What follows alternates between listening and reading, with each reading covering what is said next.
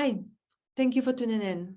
Today I want to talk about self-discipline that is an expression of self-care and self-respect and not self-punishment. Let's take a look at mental discipline, tough love, and discipline not only to take action, but also to stop taking some actions. Welcome to Positively Rebellious, a podcast on our inner transformations in the area of weight loss, creativity, and spirituality. I'm your host, Joanna, a certified coach and a clinical hypnotherapist. Welcome. Episode number 10, Self-discipline equals self-love. When you hear self-discipline, what do you feel? Do you feel freedom because you know that you can rely on yourself? Or do you feel dread because it is hard for you? I know that sometimes people counterpose self-discipline with self-love, and they may be missing out on the benefits of self-discipline, which is freedom, ease in doing certain things, better self-esteem, better focus, and better habits. But now I want to clarify what is self-love. If you are in the healing circles, you know exactly what it is. But if you are outside of the healing circles, you may be confused by it. So I like to think about the acronym SPARK: self, patience, acceptance, respect, and care. If you approach yourself with patience, acceptance, respect, and care, you create loving relationship with yourself. I see people talk negatively about self-discipline, but it doesn't even make any sense. Those two things are not up for comparison. They are things of different category. Self-discipline is what you do, the actions you take to make your wish a reality. And self-love is about how you show up to do this. There's always somebody trying to help you break your habit, break your self-discipline. So they may be offering you to overindulge in some substances or activities that would break your self-discipline. For them, this is self-love. For you, self-discipline is self-love. If we are ever confused, not clear about what is overindulgence and what is self-love, it's enough to look at the long-term consequences. If we do this one thing every day for months, what will be the result? What are we going to create? If it's negative, it's overindulgence. If it's positive, if you like it, it's self-love. There is just no way you are going to create negative consequences in life and call it self-love. It just doesn't work like this. But you know, sometimes just because there is a hot dog in front of you and you happen to have a goal of losing several pounds, it doesn't mean necessarily that this time you are not going to eat the hot dog. Maybe in this moment, that hot dog is the best thing you can eat today. And that might feel like a loving thing. But if you eat that hot dog every single day for months, you know what happens. There comes a point when the next hot dog is self-abuse, not self-care. I also saw that depending on how we understand self-love and self-discipline, we can use them either to help ourselves or to harm ourselves. After I clarified what self-discipline means to me and what self-love means, I saw that they are the same thing. So what do you believe about self-discipline? And are the beliefs helping you or hurting you? Do you ever bully yourself into sticking to self-discipline? Does it affect you negatively if you don't do it perfectly? And how would you feel if you knew that you don't have to have perfect self-discipline and still create the results that you want to create? And that self-discipline did not have to be perfect. I know it's true for me. I already checked that. So we don't have to aim for perfection ever. The most important thing in my book is mental discipline. So this is the biggest chunk of this podcast. In fact, if there was one gift I could give everybody on earth, it would be their awareness and the ability to manage their mind, to have that mental discipline. That feels like self-love, of course. And whatever action we see as an expression of self-discipline, first, there has to be mental self-discipline, because our life is the evidence of our thinking. So that mental discipline is about quality of thinking. It's not about, again, it's not about having every single thought perfect. Not every single thought has to be positive. No way, that's even unrealistic. It means being aware of the useless thoughts coming up and knowing what to do about them. So lack of mental discipline can look like this. You are spinning in a negative cycle of thoughts that keep you confused.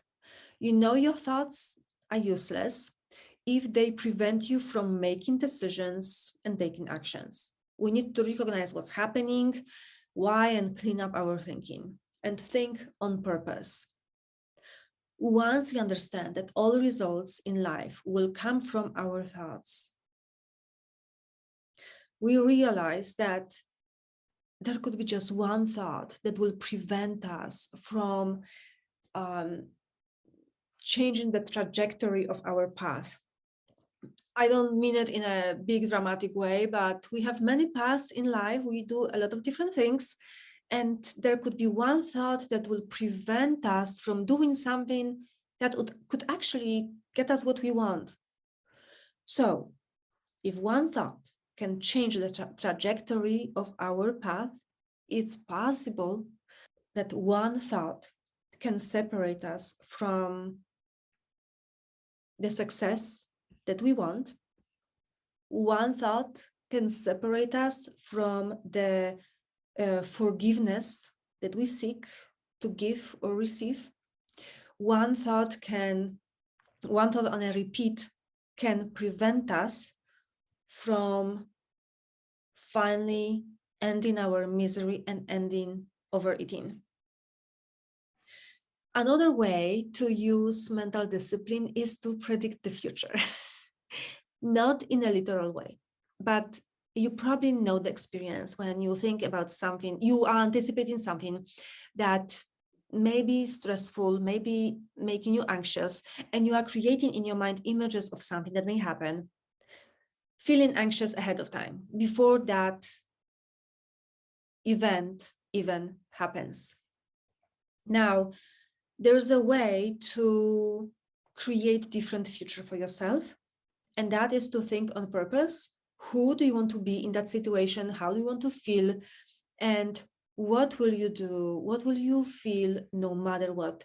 Who you are going to be no matter what? Sure, we cannot really predict what other people will do, but you can decide ahead of time who will you be in that situation. And this way you come to that place with more self-control, with more intentionality versus being reactive to whatever happens around you. Because it's possible that you are only sticking to that negative version of that event. You are going to miss the possibility of something more positive because your mind didn't even go there ahead of time. Another example of mental discipline is the ability to stop the downward spiral of negative thoughts. And I don't know if there's anyone on the planet that didn't have it happen. At some point, somebody did something to you or didn't do something, and you start thinking all the negative thoughts about you, that maybe there is something wrong with you, or maybe that person doesn't like you, or you did something.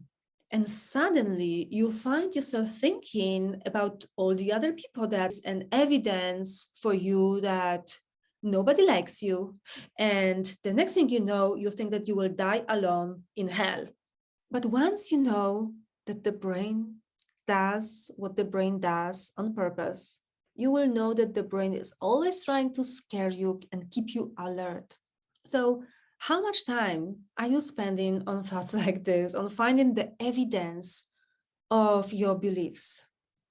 And that's not even a belief. You find evidence for something, and then your brain is trying to convince you, yep, you are right. You should be scared. You should be alert. But when you manage your mind, it doesn't happen that often, and it doesn't happen to that great extent.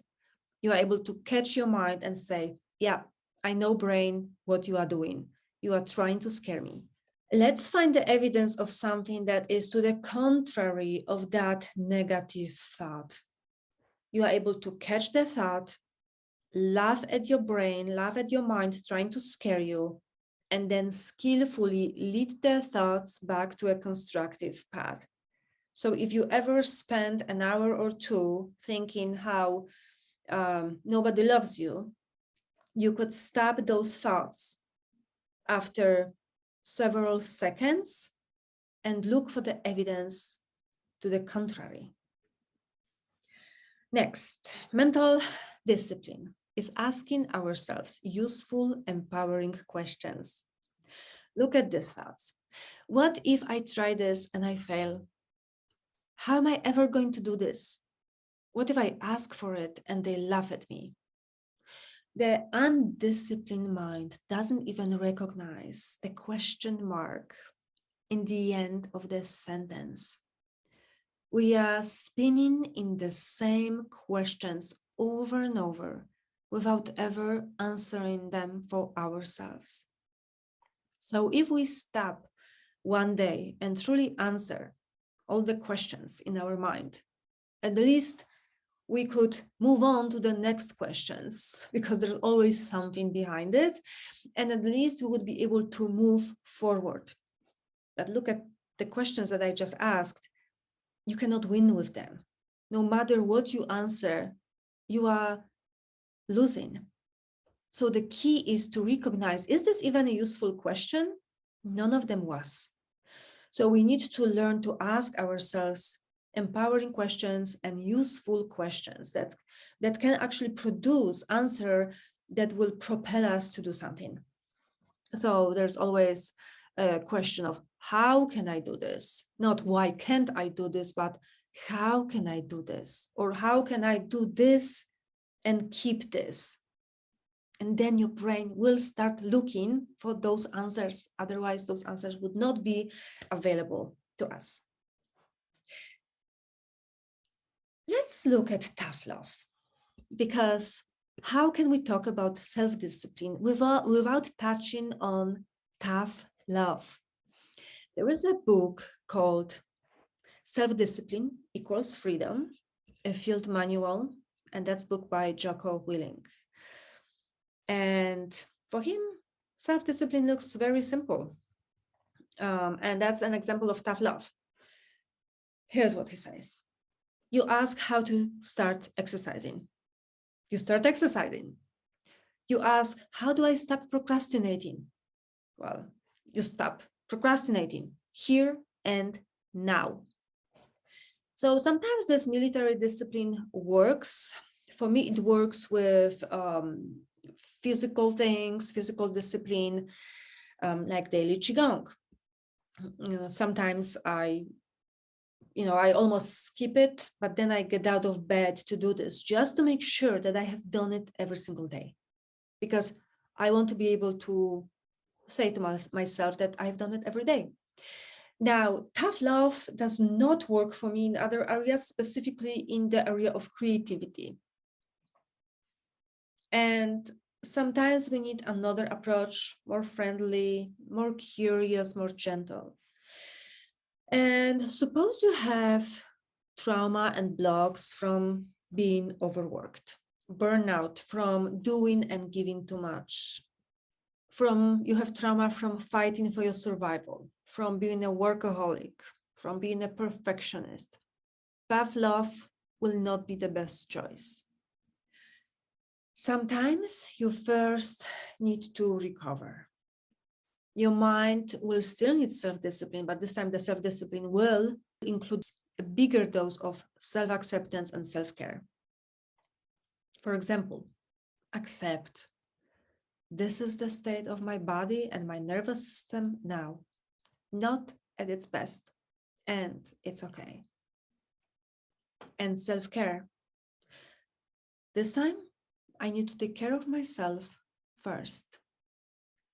And you become serious about your well-being and wellness. It is not easy for everyone. In fact, it can be really uncomfortable to put yourself first. The new area of growth is not to work more and do more. It's to stop the action, stop the work, let's say at 6 p.m. and not 10 p.m. It's uncomfortable at first, like not taking another client or not taking on another assignment. Now the self-discipline is about scheduling quiet time to tune in, to listen to your body and your soul. For me, the tough love is not working in the area of creativity, consistency with creating something. The consistency for me is the area of growth. That means I just suck at it. So ask me for anything physical and I will do it twice in the given time. But as soon as you ask me to think and to create consistently, I turn into a mule, an animal famous for its stubbornness. And then I know that mental discipline I need to apply is about inquiring within and moving the blocks that are in my mind. So just in doing it, there will be no progress because there would be such a big block that I would not be able to do this. And if you are an aspiring writer or an artist, then you probably know that block because we have so many blocks. You know that it's harder to have the self-discipline in creating than the self-discipline in consuming. That means it's harder to write a book than to read a book.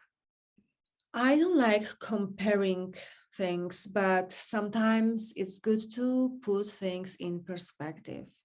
Think about the people who need to have the self-discipline in extreme conditions, the courage, readiness, superhuman abilities. And we, in the warmth of our homes, wrapped in cozy blankets, we complain that it's hard to stop drinking the wine or eating the cookies or the hot dogs or to get up and move. This sounds rather ridiculous. And yet I know that your mind will try to tell you that, especially if you try to go through sugar and flour withdrawal, your mind will tell you it's the greatest misery. At the same time, it is still an expression of your care for yourself and a love for yourself that you are even going after this goal. So when we are functioning pretty well in life, a little bit of tough love can dramatically speed up our results. What an amazing benefit of freedom to be able to work deliberately on something that is for me. So how to create it? Discipline equals freedom. That means when you have it on your schedule, it's almost as good as done because you don't have to decide every single moment what to do next. You avoid the decision fatigue. The discipline is reflected on your schedule and you just do it. Discipline equals freedom also because with some habits, you put them into the subconscious mind. When you practice something for, 21 days, for some people it may be 66 days, the action is delegated to the subconscious mind. That means it becomes an autopilot. And we want that with some things. We don't want it with other things.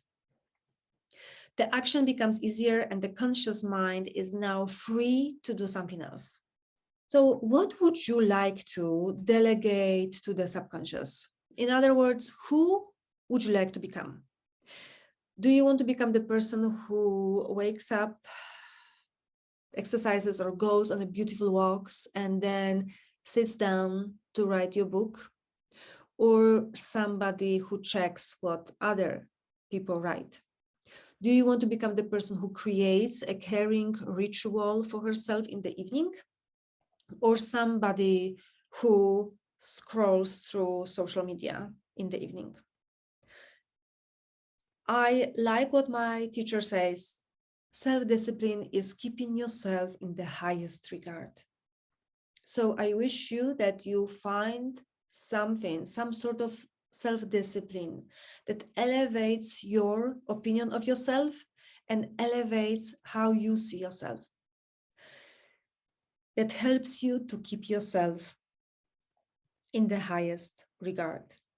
If you need help with it, get coached, coach yourself, inquire within about the obstacles, and find a thought that moves you forward.